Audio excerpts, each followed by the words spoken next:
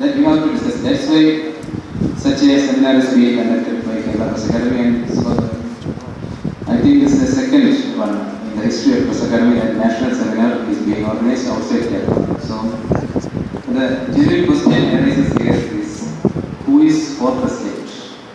Who represents fourth estate? Is it journalists or the corporate media houses? That's a pity, that's a situation now. Because the journalists are not no more representing the media or the fourth estate. That's in our Supreme Court. A case is going on now in the Chief Justice Sadashiv's bench. That's on the wage board report. Against the wage board report, the corporate managements are challenged the wage board report in the Supreme Court, and such a question arises, who represents the fourth estate? After the independence, in independent India,